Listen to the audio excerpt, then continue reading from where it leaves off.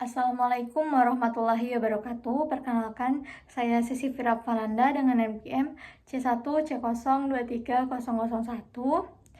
Dalam kesempatan video kali ini, saya akan menjelaskan terkait dengan bab 6 akuntansi keuangan lanjutan yang berjudul transaksi entitas induk dan entitas anak. Induk dan anak.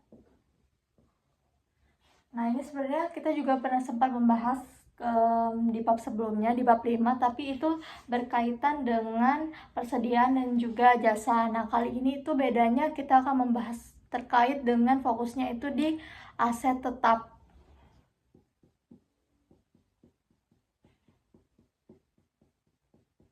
Nah, oke. Sebelum masuk ke dalam pembahasan lebih lanjut, di mana kita tahu bahwasannya transaksi antara entitas induk dan juga anak itu dicatat dengan hati-hati karena bisa memiliki dampak signifikan terhadap laporan keuangan di keduanya, di laporan induk maupun di laporan keuangan anaknya. Kemudian salah satu jenis yang transaksi umum yang terjadi itu dalam entitas anak dan induk adalah transaksi terkait dengan aset tetap ini.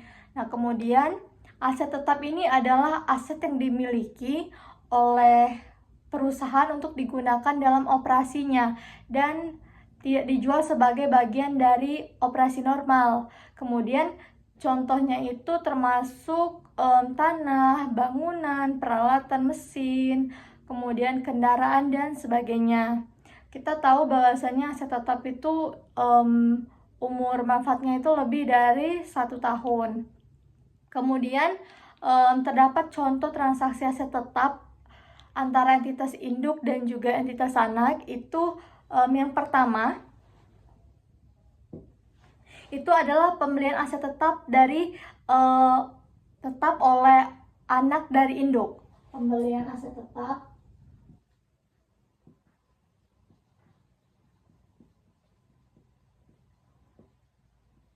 dari pembelian aset tetap oleh anak dari induk.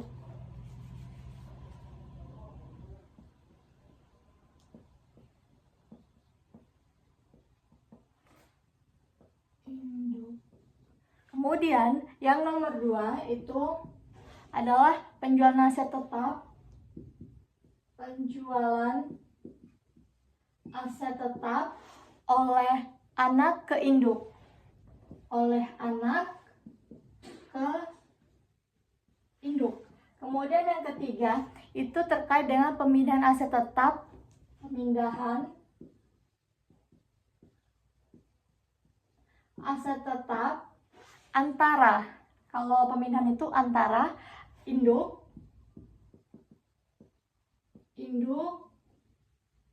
dan anak. Yang keempat itu adalah penyusutan aset tetapnya. Penyusutan aset tetap. Yang kelima itu perbaikan atau pemeliharaan aset. Perbaikan atau pemeliharaan aset tetap. Lalu, apa sih sebenarnya maksud dari yang nomor 1 ini?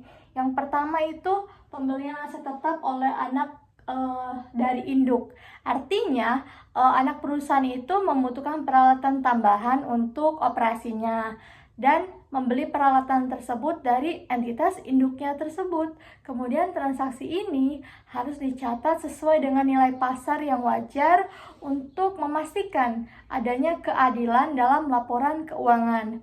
Kemudian yang kedua, terkait dengan penjualan aset tetap oleh anak ke induk. Artinya ada perusahaan itu mungkin memiliki aset tetap yang tidak lagi diperlukan untuk operasinya dan memutuskan untuk menjualnya kepada entitas induknya. Nah, dalam hal ini transaksi tersebut juga harus dicatat dengan memperhatikan nilai pasar yang wajar juga.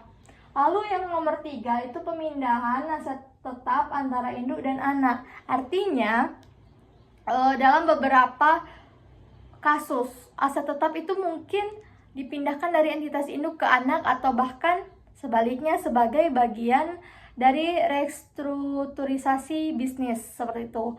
Nah, kemudian semacam ini tuh harus dicatat dengan hati-hati dan juga sesuai dengan nilai transaksi yang mencerminkan harga pasar yang wajarnya.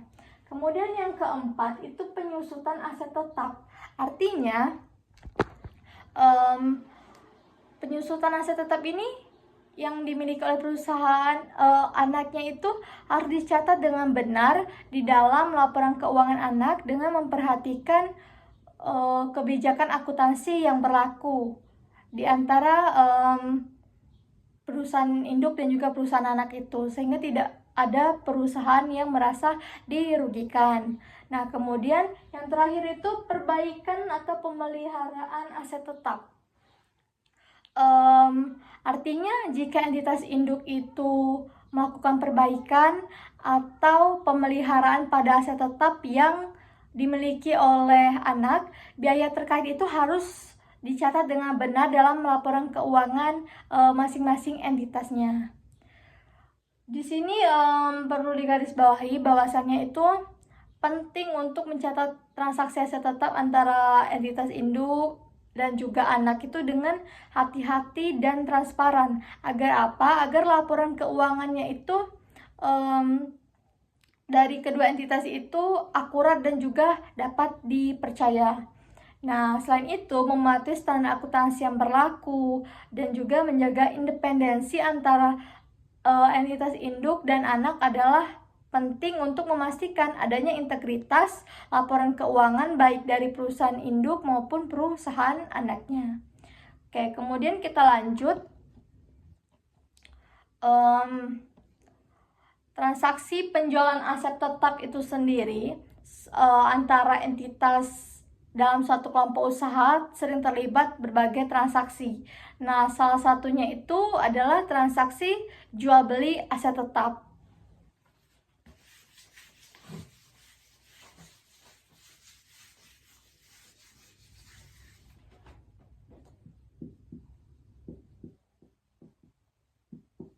Jual beli aset tetap. Nah, kemudian di dalam transaksi jual beli aset tetap ini terbagi menjadi dua kelompok transaksi. Kita sudah cukup mengenal sebenarnya ini transaksi hulu, terus yang kedua itu transaksi hilir. Yang pertama transaksi hulu itu adalah transaksi di mana perusahaan induk itu menjual aset tetapnya ke perusahaan anak. Nah, kalau transaksi hilir itu kebalikannya. Ketika perusahaan anak itu menjual aset tetapnya ke perusahaan induknya, seperti itu. Kemudian kita lanjut terkait dengan dampak dari penjualan aset tetap. Dampak terhadap pencatatan entitas dan juga dampak terhadap jurnal eliminasi. Jadi ada dua. Terdapat dua dampak.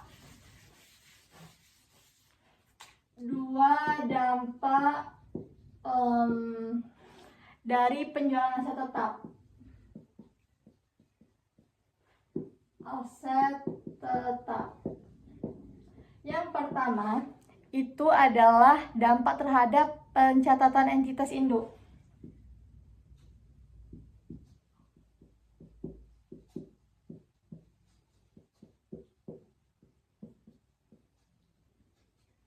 Lalu dampak yang kedua itu adalah terhadap jurnal eliminasi.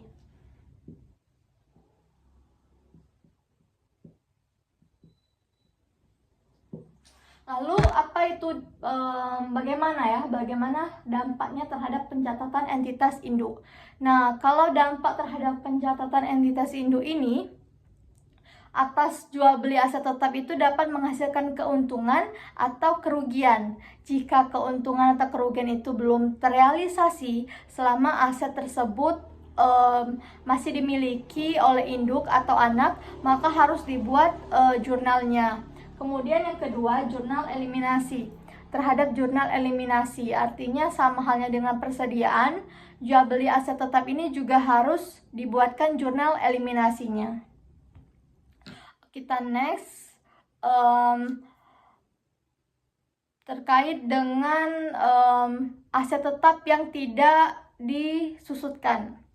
Contohnya itu adalah tanah. Aset tetap yang tidak disusutkan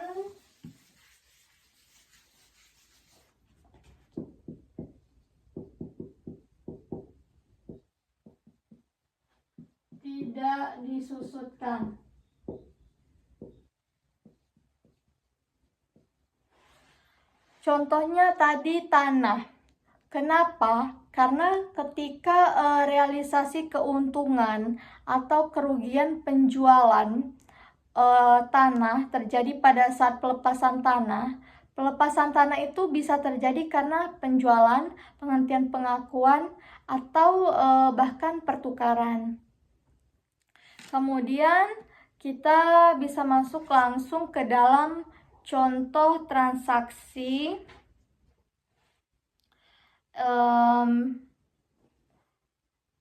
Itu ada di halaman 176. Dampak transaksi penjualan aset tetap tidak disusutkan terhadap pencatatan entitas induk dan jurnal eliminasi. Ada contoh 6.1.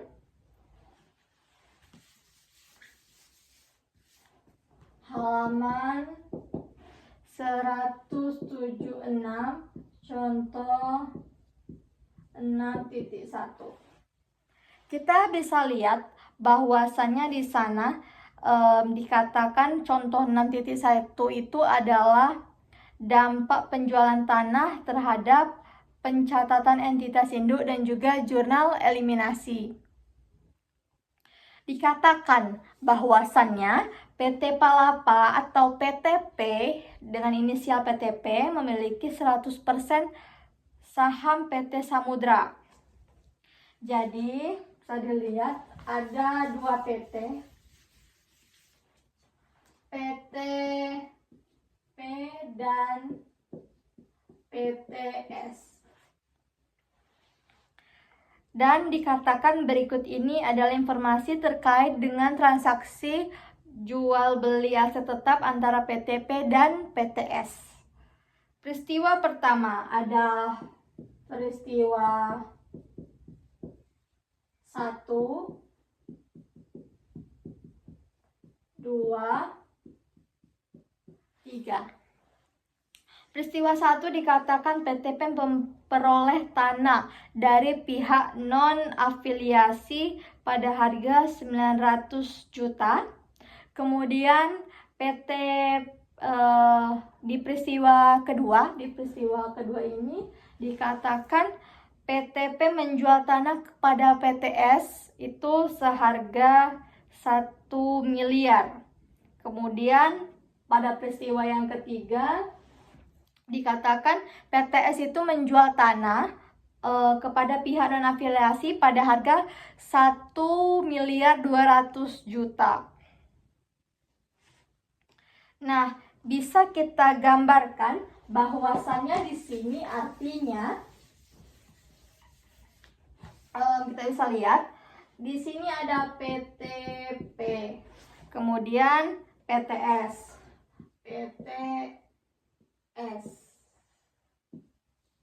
Ini adalah peristiwa 1, peristiwa 2, peristiwa 3.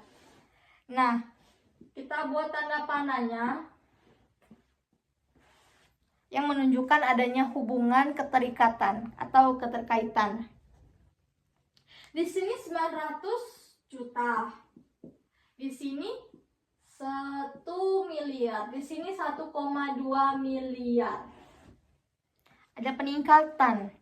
Nah, jadi bisa dikatakan bahwasannya antara peristiwa 1 ke peristiwa 2 itu ada keuntungan sebesar 100 juta.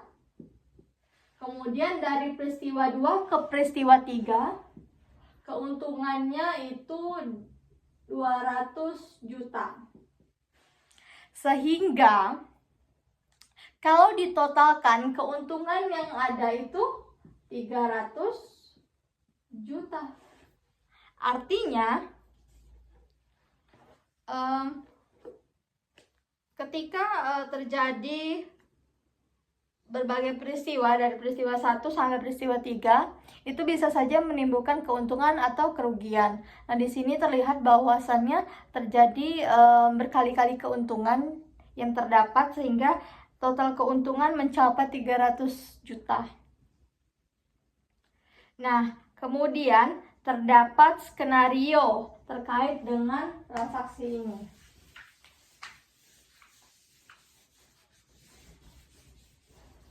Kita bisa lihat skenario pertama, skenario kedua, skenario ketiga. Yang pertama dikatakan seluruh peristiwa 1, 2, 3 terjadi pada tahun 2020. Kemudian di skenario kedua, peristiwa 1 dan 2 yang terjadi pada tahun 2020 dan peristiwa 3 itu terjadi di 2021. Kalau skenario 3 mengatakan peristiwa 3 saja yang terjadi pada tahun 2020, peristiwa 1, 2 terjadi pada tahun 2019. Skenario 1 kita bahas satu-satu terkait 3 skenario yang ada.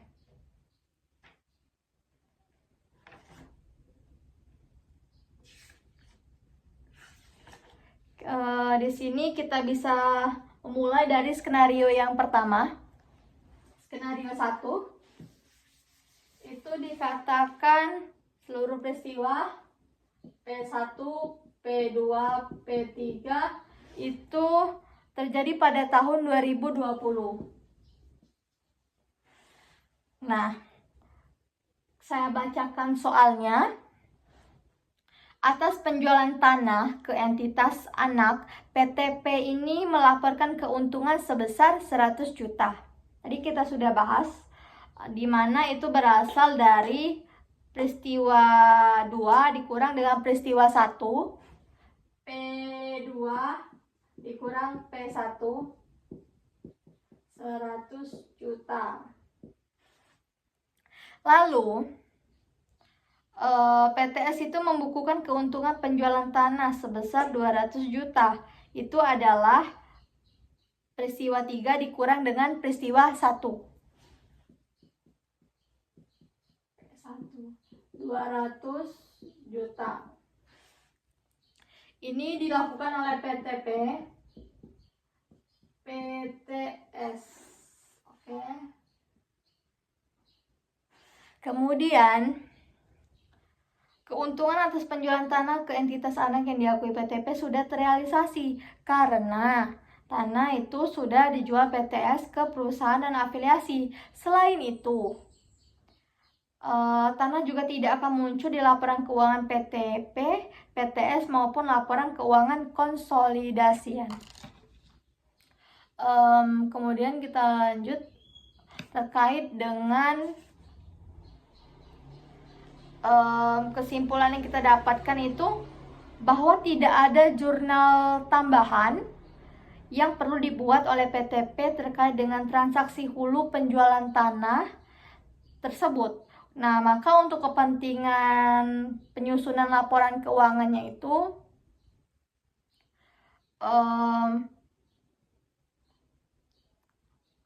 terkait dengan konsolidasi tidak ada jurnal eliminasi yang perlu dibuatkan. Nah, untuk itu kita mulai membuat ada dampak jurnal eliminasinya. saya buatkan dampak jurnal eliminasi terhadap skenario 1 tadi. Itu ada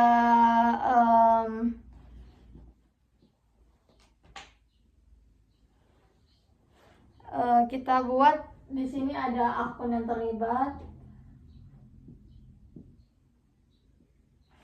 Kemudian itu PTP, ada PTS, konsol, setelah itu eliminasi konsol, konsol lagi. Nah, akun yang terlibat ini ada 3. Yang pertama tanah, kedua itu keuntungan, kalau ada keuntungan, ada tanah, berarti yang ketiga keuntungan dari penjualan tanah. Maksud saya keuntungan penjualan tanah.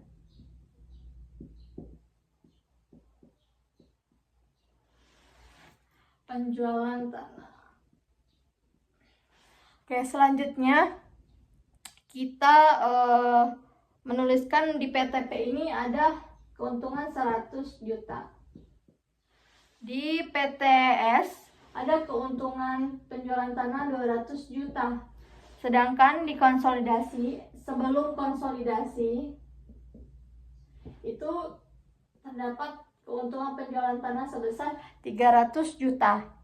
Kemudian kalau kolom eliminasinya tidak perlu kita buat karena sudah kita simpulkan tadi bahwasannya untuk kepentingan penyusunan laporan konsolidasian itu tidak ada jurnal eliminasi yang perlu kita buat. Nah, kemudian kalau konsolidasiannya itu sama 300 juta. Jadi inilah bentuk tabel dampak jurnal eliminasi skenario 1 terhadap laporan keuangan konsolidasian. Di mana dikatakan di skenario 1 tadi itu seluruh peristiwa, baik peristiwa 1, peristiwa 2, peristiwa 3 itu terjadi pada tahun yang sama, itu di tahun 2020.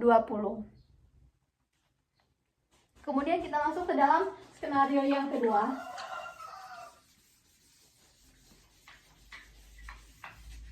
Skenario 2. Di mana dikatakan P1, P2 itu 2020.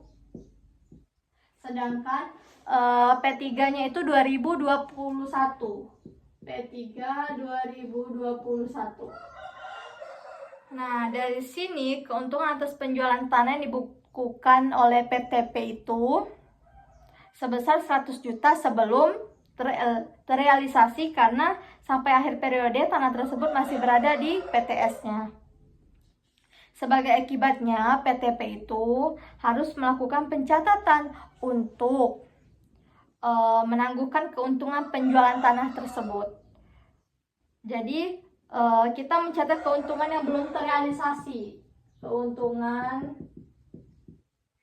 belum terrealisasi. Itu akun yang terlibat bagian laba atas entitas anak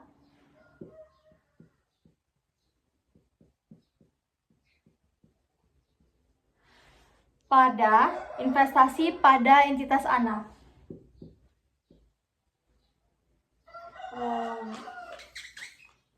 Investasi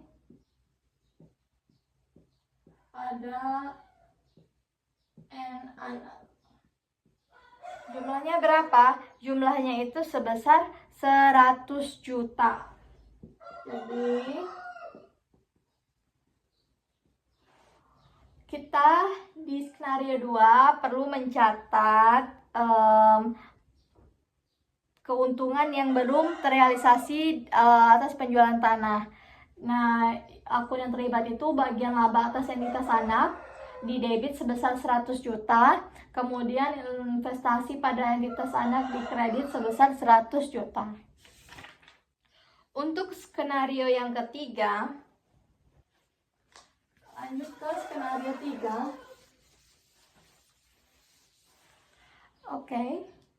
S3-nya dikatakan P3 ini di 2020. Kalau P1, P2 itu di 2019. Pada periode sebelumnya, PTP itu mengakui keuntungan atas penjualan tanah ke PTS sebesar 100 juta. Kemudian, keuntungan tersebut belum terrealisasi karena pada akhir periode sebelumnya, tanah tersebut masih dimiliki oleh PTS.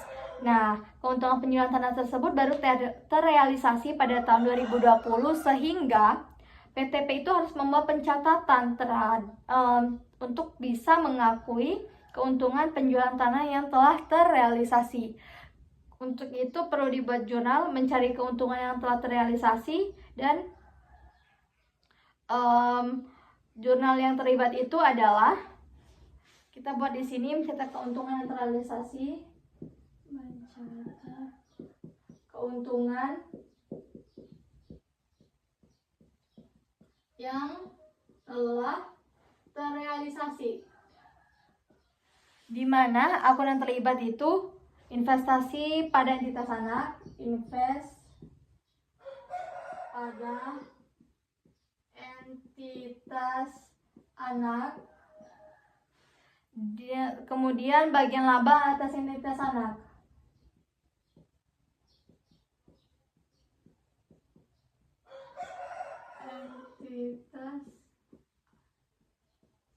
Berapa jumlahnya? Nah, jumlahnya atau besarannya itu 100 juta.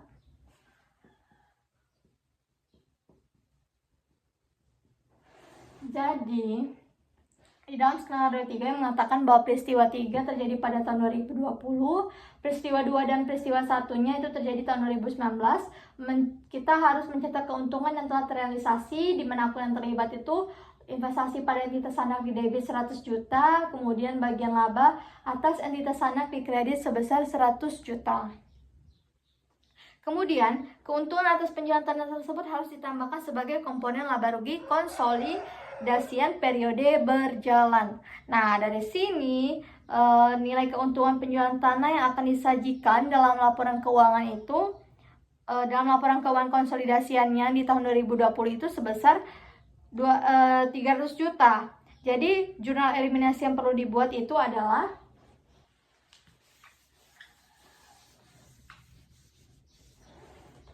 J eliminasi itu adalah investasi pada entitas anak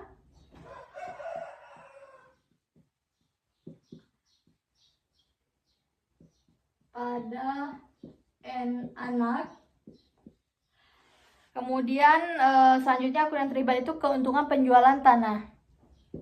Keuntungan penjualan tanah. Untuk nominalnya sendiri itu sebesar 100 juta. Jadi, ketika mencatat keuntungan transaksi hulu yang telah terrealisasi di jurnal eliminasinya itu, ada dua akun yang terlibat, itu investasi pada entitas anak di debit sebesar 100 juta, kemudian keuntungan penjualan tanah di kredit sebesar 100 juta. Kemudian kita lanjut ke dalam transaksi hulu penjualan aset tetap tidak disusutkan.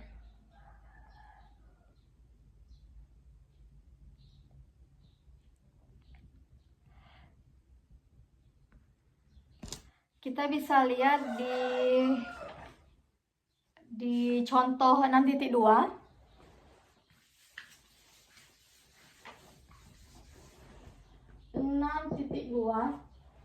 Di sana itu ada transaksi hulu penjualan tanah, transaksi hulu penjualan tanah.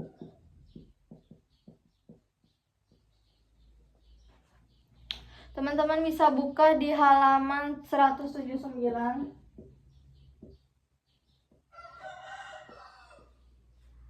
Yang membahas terkait contoh transaksi hulu penjualan aset tetap tidak disusutkan. Contoh 6.2. Di sana terdapat neraca saldo per 31 Desember 2020 dan terdapat informasi tambahan yang diberikan, di mana informasi ini tambahan yang diberikan itu yang pertama, PT Nusantara telah melakukan pembelian 75% saham PT Andalas 1 Januari 2020 sebesar nilai bukunya yaitu 900 juta. Nah, nilai wajar dari non pengendali itu sama dengan nilai bukunya sebesar 300 juta. Artinya adalah yang pertama ini total ekuitas PTA saham biasa sebesar 800 juta dan saldo laba itu sebesar 400 juta. Info 1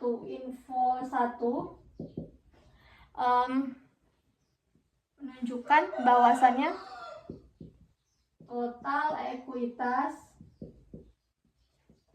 PTA saham biasa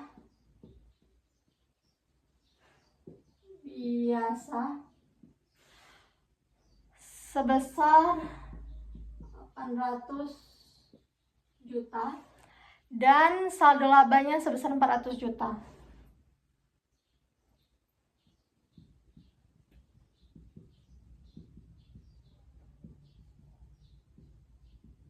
Sedangkan di info 2 itu menunjukkan selama 2020 PT Andalas itu melaporkan perolehan laba neto atau laba bersihnya itu sebesar 200 juta dan mengumumkan pembagian dividen sebesar 50 juta. Nah, di sini dilanjutkan terkait dengan informasi tambahan nomor 3. Info 4 dapat 4 informasi tambahan yang bisa digunakan sebagai acuan. Informasi 3 mengatakan dalam tanah PT Andalas itu terdapat tanah yang dibeli dari PT Nusantara pada harga sebesar 150 juta dan tanah tersebut diperoleh pada PT Nusantara dengan harga 120 juta, sehingga PT Nusantara itu mengakui keuntungan dari penjualan tanah tersebut sebesar 30 juta. Informasi yang keempat itu mengatakan sampai 31 Desember 2020 itu tanah tersebut masih dimiliki oleh PT Andalas. Sehingga kita akan membuat jurnal yang terlibat.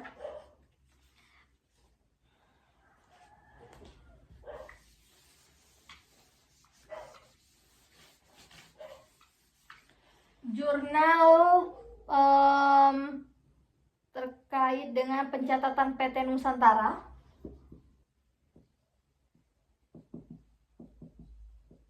PT Nusantara di tahun 2020.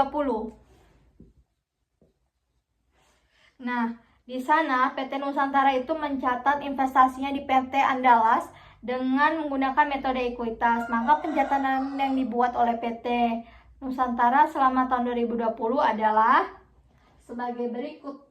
Yang pertama, di 1 Jan 20 dia akan mencatat pembelian saham PT Andalas. Pembelian saham PT Andalas.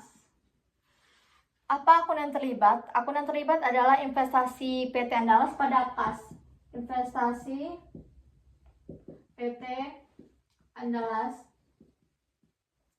pada kas. Untuk nominalnya sendiri itu adalah sebesar 900 juta. Ini kita dapatkan informasinya dari info 1. 900 juta di debit, 900 juta di kredit. Ketika pencatatan PT Nusantara tahun 2020 di 1 Januari 2020, maka dia akan mencatat pembelian saham PT Andalas yang melibatkan akun investasi PT Andalas sebesar 900 juta pada cash sebesar 900 juta. Lalu selanjutnya itu pencatatan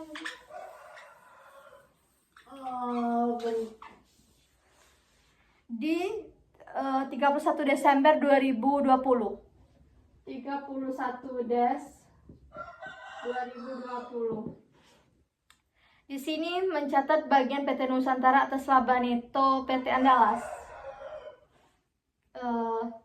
Bagian PTN atas laba neto PT Andalas. Nah, akun yang terlibat masih sama, ada 2 akun, yaitu investasi pada PT Andalas, kemudian di kreditnya bagian laba atas PT Andalas. Laba atas PT Andalas. Untuk nominalnya sendiri itu adalah 150 juta. Dari mana kita dapat 150 juta? Kenapa menjadi 150 juta? Ini kita dapatkan di informasi yang kedua. Jadi di nomor 2 tadi dalam informasi tambahan dikatakan bahwasanya selama 2020 PT Andalas melaporkan perolehan laba neto atau laba bersih sebesar 200 juta dan mengumumkan pembagian dividen sebesar 50 juta. Sehingga jika dilihat ada laba neto sebesar 200 juta, itu tuh kita kalikan dengan pembelian 75% saham PT Andalas di 1 Januari 2020. Tadi kan ada pembelian 75% saham. Itulah yang kita kalikan dengan laba neto selama 2020. Jadi ini didapatkan dari 75% saham kepemilikan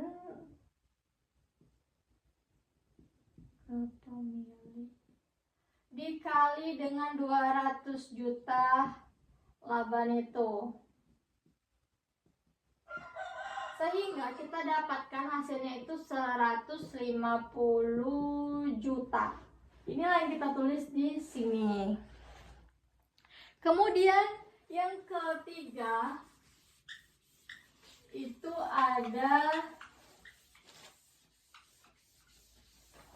pencatatan di 31 Desember 2020.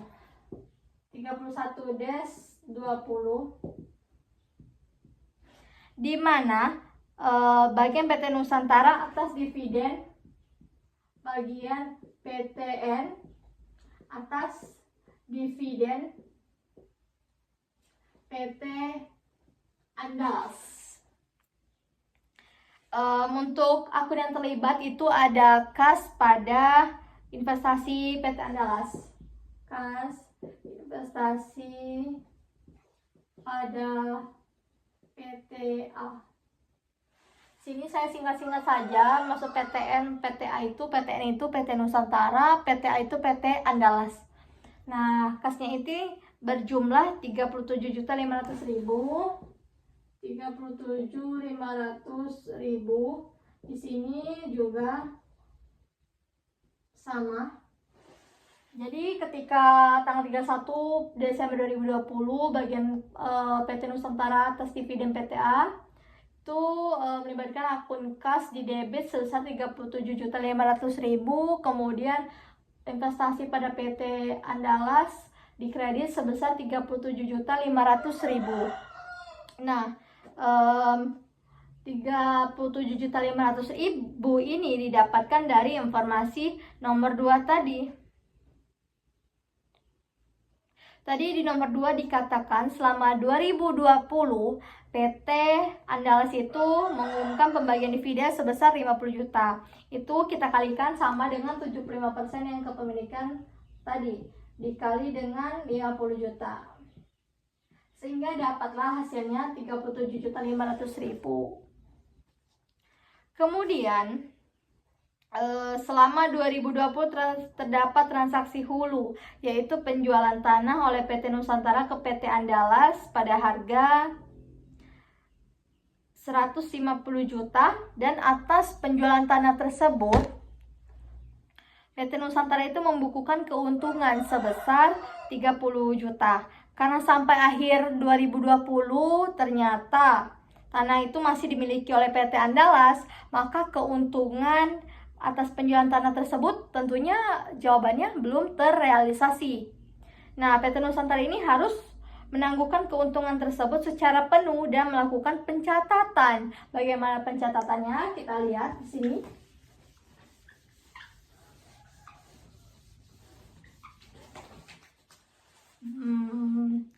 Terkait dengan 31 Desember 2020 itu keuntungan transaksi hulu yang belum terrealisasi. Keuntungan transaksi hulu yang belum terrealisasi. Akun yang terlibat ada bagian laba atas entitas anak, B laba atas anak pada investasi pada PT Andalas. Pada PT Andalas. Nominalnya berapa? Nominalnya itu adalah 30 juta. Karena disebutkan tadi PT Nusantara membukukan keuntungan sebesar 30 juta. 30 juta. Kemudian kita lanjut terkait dengan jurnal eliminasi tahun 2020. Di sini bisa dilihat di tabel 6.5.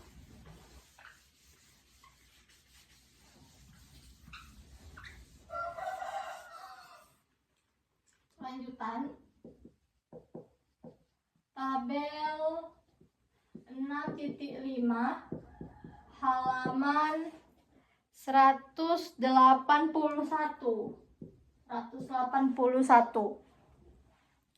Di sana terdapat tabel perhitungan jurnal eliminasinya. Saya bacakan saja. Terkait dengan saldo laba PT Nusantara, PT Nusantara itu memiliki kepemilikan 75%. PTN Nusantara itu memiliki kepemilikan 75%. Nah, kemudian kepentingan pengendalinya itu non pengendali adalah sebesar sisa dari 75%, yaitu adalah 25%. Nah, lalu akun-akun yang terlibat itu ada saldo laba, ada saldo awal, kemudian laba neto, kemudian dividen, saldo akhir, keuntungan belum terrealisasi, saldo akhir disesuaikan, bagian laba atas PT Andalas. Kemudian lanjut ke jurnal eliminasinya, itu di 1E itu merupakan jurnal eliminasi dasar yang dibuat untuk mengeliminasi bagian laba dan juga dividen dari PT Nusantara dan kepentingan pengendali serta investasi awal PT Nusantara di PT Andalas. Bisa dilihat di 1E terkait dengan mengeliminasi ekuitas dan investasi pada PT Andalas. Di sana dikatakan bahwasannya terdapat 4 akun yang berada di debit dan 3 akun di kredit. Saham biasa itu sebesar 800 juta, kemudian saldo laba 400 juta, bagian laba atas PT Andalas itu 120 juta, bagian laba kepentingan dan pengendali sebesar 50 juta. Kemudian di kreditnya itu terdapat dividen diumumkan sebesar 50 juta, investasi pada PT Andalas sebesar 982.500.000, kemudian kepentingan dan pengendali sebesar 337.500.000. Nah, kemudian perlu dipahami bahwasannya konsep kunci di sini tuh keuntungan transaksi hulu yang belum terrealisasi dicatat induk secara penuh. Nah, lanjut itu ada dikatakan bahwasannya tanah yang diperoleh PT Andalas dari PT Nusantara masih berada di PT Andalas sampai akhir 2020. Sehingga dari sudut pandang konsolidasian, keuntungan penjualan tanah yang dapat dibuku oleh PT Nusantara itu harus dieliminasi. Tanah juga dinilai dikurangi agar tanah tersaji sebesar nilai perolehan dari pihak non-afiliasi pada laporan keuangan konsolidasian. Jadi jurnal eliminasi yang harus dibuat itu adalah keuntungan penjualan tanah pada tanah. Jadi kita buat di sini, kita harus mencatat ada yang namanya eliminasi keuntungan. Eliminasi keuntungan penjualan tanah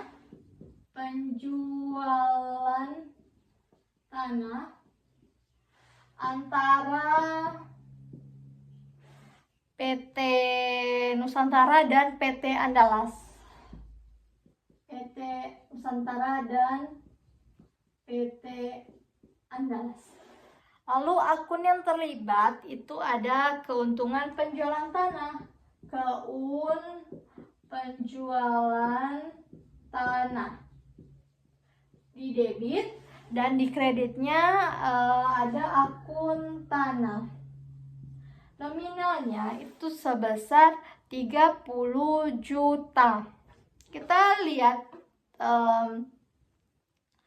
kalau di sini bahwasannya keuntungan transaksi hulu yang belum terrealisasi dicatat induk secara penuh.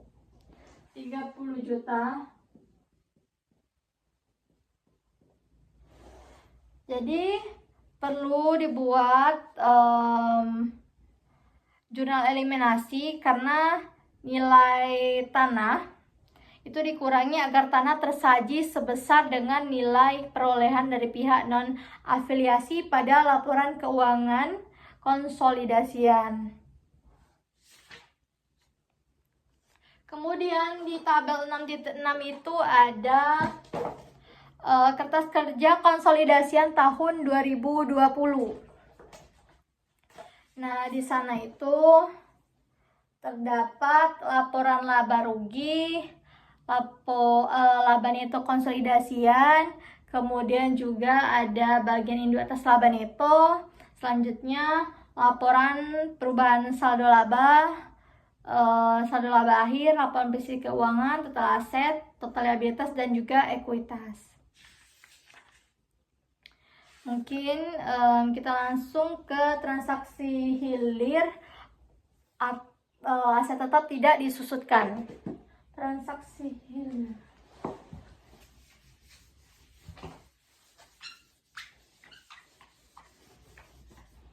Transaksi hilir. Oke. Jadi, untuk memperoleh pemahaman secara komprehensif tentang prosedur konsolidasian, di mana terdapat transaksi hilir penjualan aset tetap yang tidak disusutkan, itu tanah. Maka,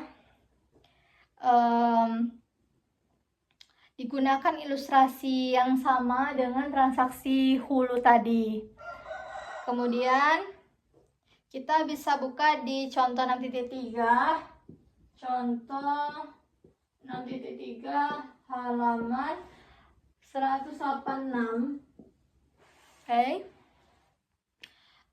PT Nusantara melakukan pembelian 75% saham PT Andalas pada 1 Januari 2020. pada nilai bukunya itu 900 juta. Kemudian nilai wajar kepentingan non pengendali pada saat itu sama dengan nilai bukunya. Jadi nilai wajar N wajar kepentingan non pengendali itu sama dengan nilai bukunya N buku, yaitu sebesar 300 juta. 300 juta. Jadi sama ya nilai wajar kepentingan non pengendali dengan nilai wajar bukunya. Kemudian dikatakan selama tahun berjalan PT Andalas itu melaporkan perolehan laba neto sebesar 220 juta dan juga mengumumkan bahwasannya pembagian dividen itu sebesar 50 juta. Neraca saldo kedua perusahaan per 31 Desember 2020 itu disajikan di tabel 6.10 yang ada di halaman 186 ini.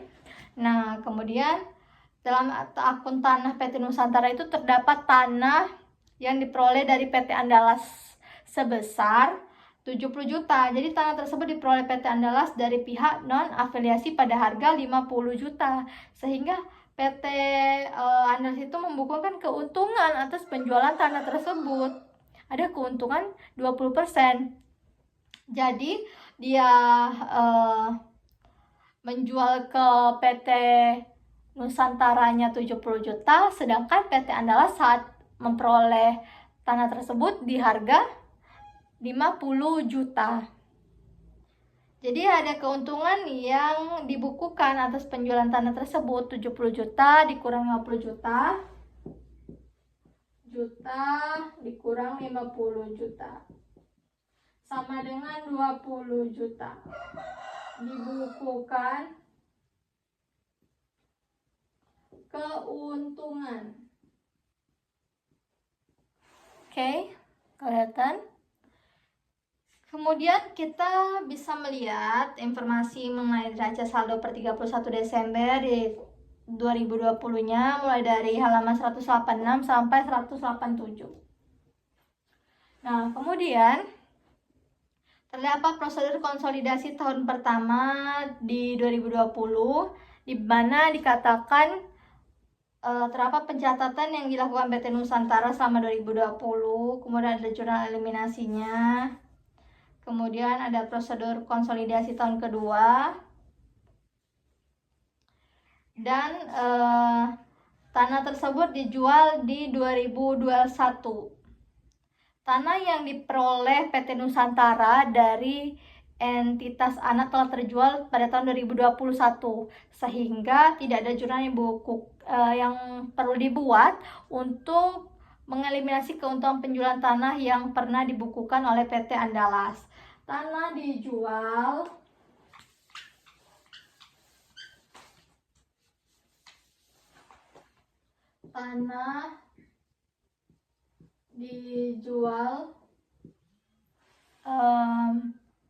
pada 2021.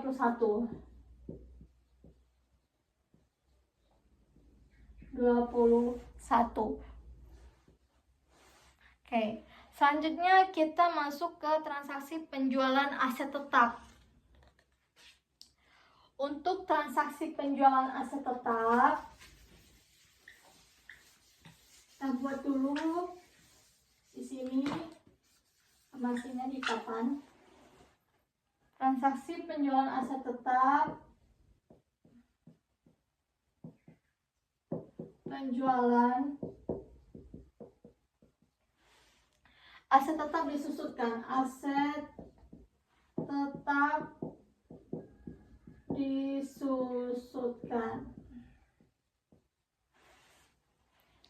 Untuk transaksi penjualan terkait dengan aset tetap disusutkan ini antara entitas induk dan juga entitas anaknya, itu keuntungan atau kerugian penjualan aset tetap akan terrealisasi seiring penggunaan aset tersebut atau ketika aset tersebut dilepaskan.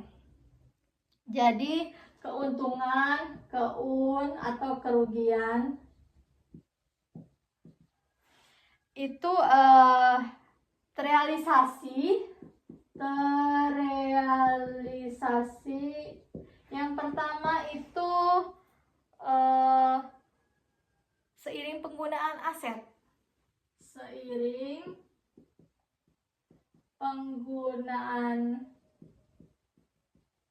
aset.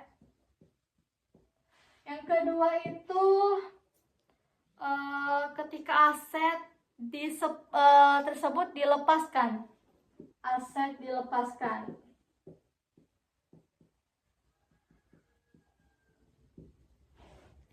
Nah, sebelum masuk ke pembahasannya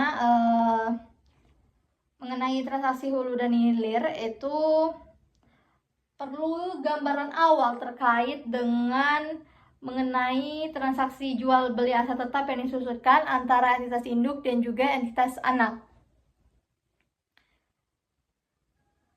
Terkait juga dengan bagaimana jurnal eliminasi yang perlu dibuat dan disusun dalam laporan keuangan konsolidasian.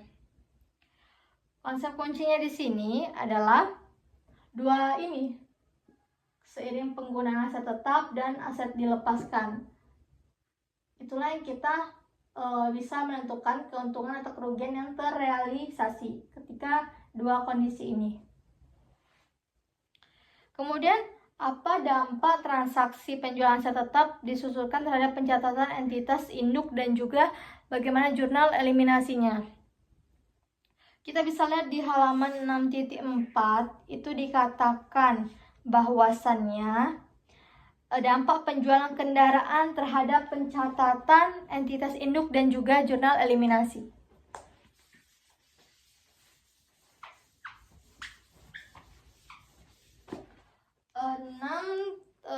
Contoh 6.4 di halaman 193.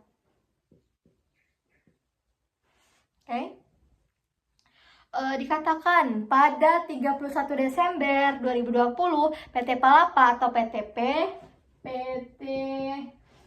Palapa, inisialnya PTP ya, kemudian menjual kendaraan kepada entitas anaknya atau PT Samudra,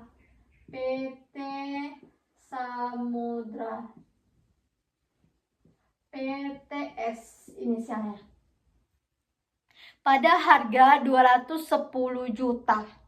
Nah, PTP ini memperoleh keuntungan,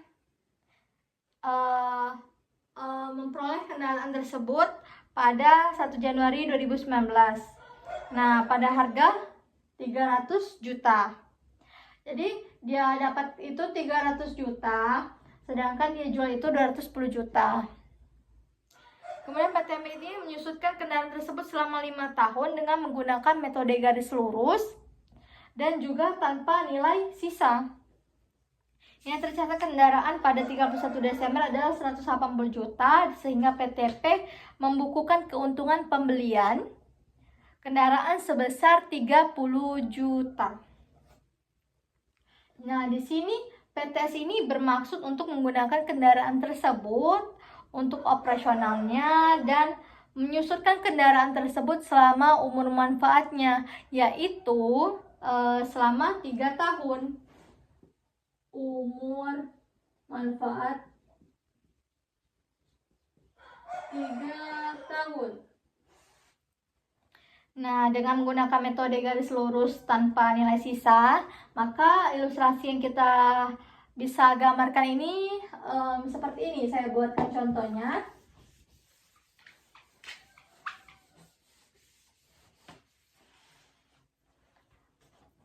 Ini PTP, kemudian PTS.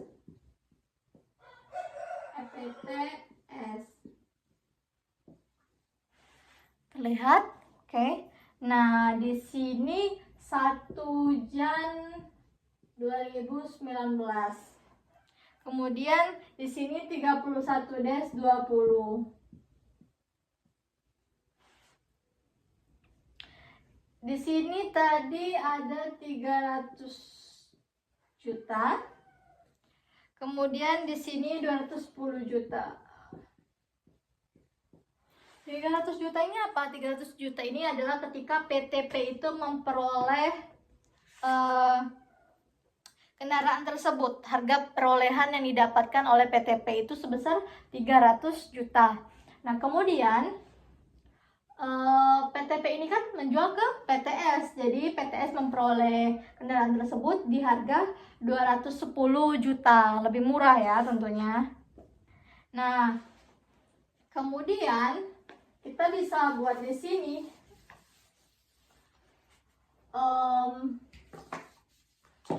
di mana nilai tercatat kendaraan 31 des itu yang tercatat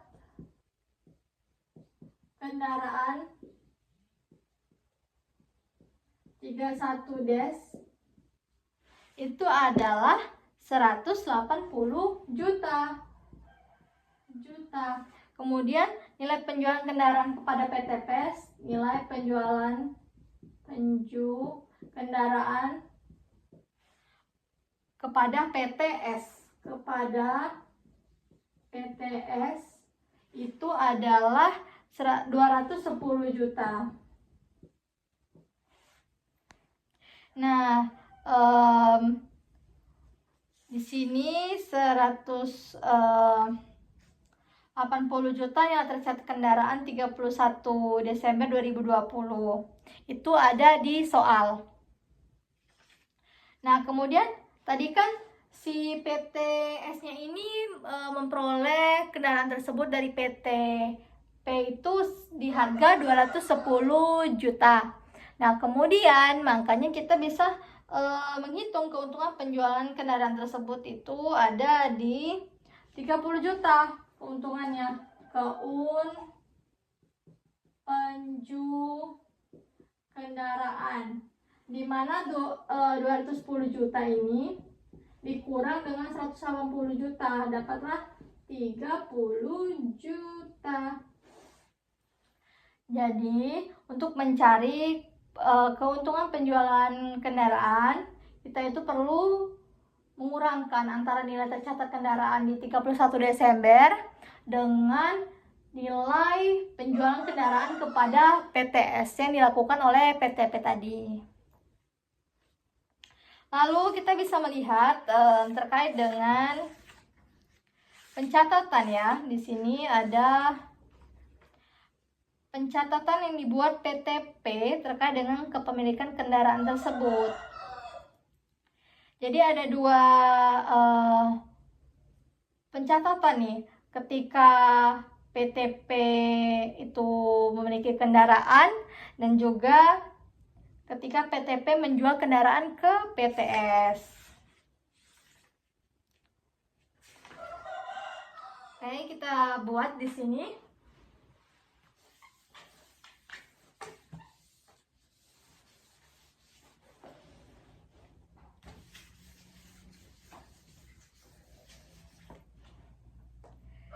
Terdapat sehingga dari yang sudah kita buat juga kita sudah melihat soalnya ada dua pencatatan. Jadi PTP itu terkait dengan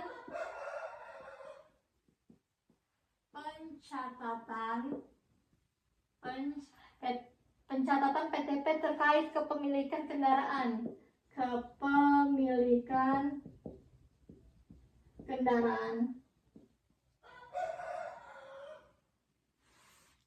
Itu di 1 Januari 2019 dikatakan mencatat perolehan kendaraan dari pihak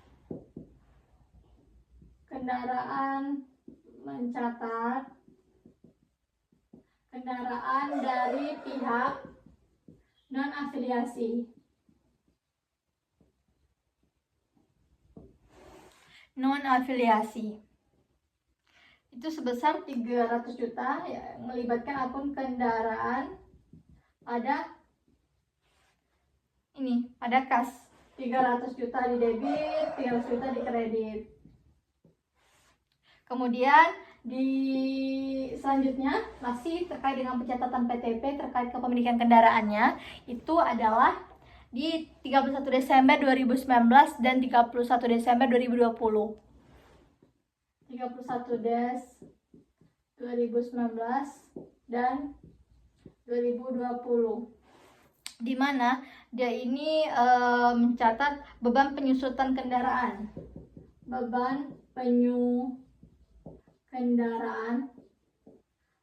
setiap periode. Nah, setiap periodenya itu 300, di sini kita buat 300 juta. Itu dikurang 0 dibagi dengan 5. Hasilnya itu 60 juta. Dan akun yang terlibat itu adalah mencatat beban penyusutan pada akumulasi penyusutan. B penyu pada akumulasi penyusutan. 60 juta di debit di beban penyusutan, 60 juta di kredit di akumulasi penyusutannya. Nah, kemudian dari sini kita dapat nih terkait dengan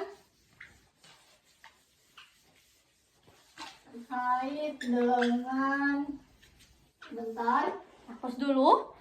Terkait dengan nilai tercatat kendaraan per 31 Desember. Jadi, nilai tercatat kendaraan per 31 Desember di tahun 2020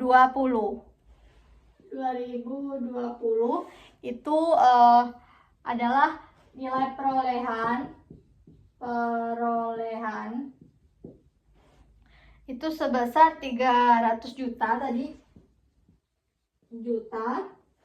Kemudian dikurangi akumulasi, ini kurang AKM, akumulasi penyusutan kendaraan.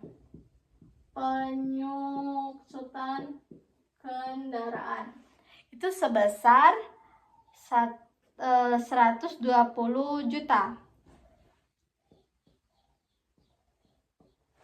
Kenapa bisa 120 juta? Karena untuk 1 tahunnya itu adalah, atau 1 periodenya itu adalah 60 juta. 120 juta di sini kita buat. Kalau 1 periode 60 juta. Kan di sini kan 2019 sampai 2020. Artinya adalah 2 periode. Nah, jadi dikalikan saja 60 juta dikali 2 itu 120 juta untuk akumulasi penyusutan kendaraannya. Jadi, berapa nilai tercatatnya? Nilai tercatatnya adalah dikurangi 300 juta dikurang 120 juta. Jadi 180 juta. Oke. Kemudian ada juga jurnal yang dibuat PTP menjual kendaraan ke PTS dan pencatatan PTS pada saat membeli kendaraan PTP.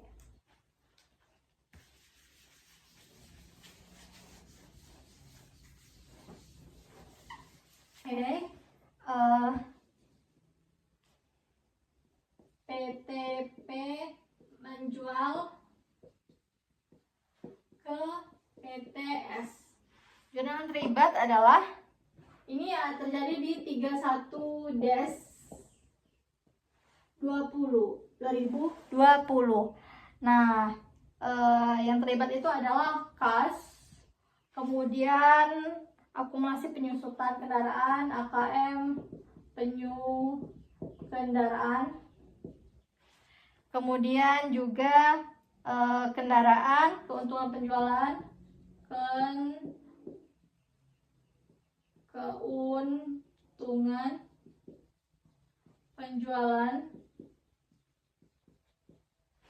Terus untuk nominalnya berapa? Di nominalnya itu 210 juta di kas.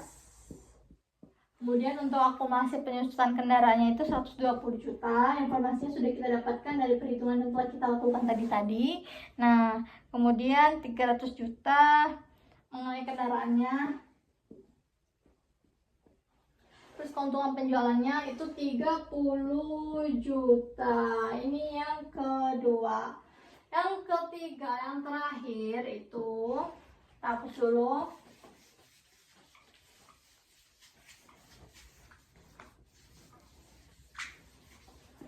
Yang ketiga itu adalah pencatatan PTS. PTS saat membeli kendaraan.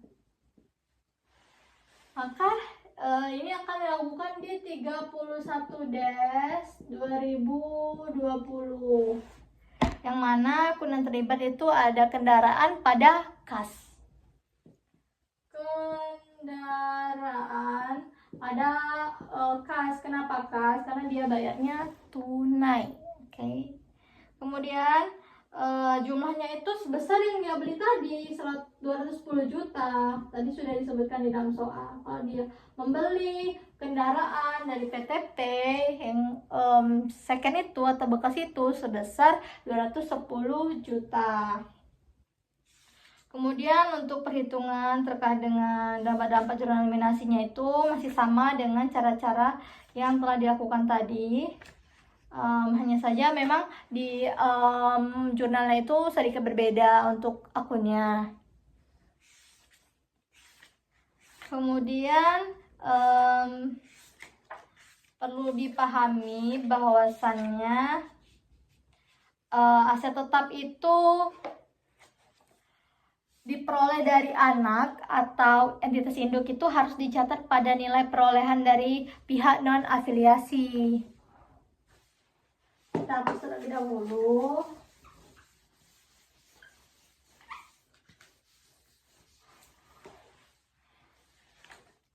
Aset tetap diperoleh dari entitas induk atau anak. Aset tetap dari entitas induk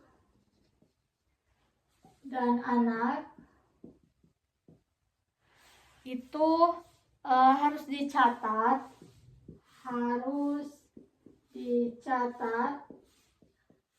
pada tanda tanya pada nilai perolehan dari pihak non-afiliasi.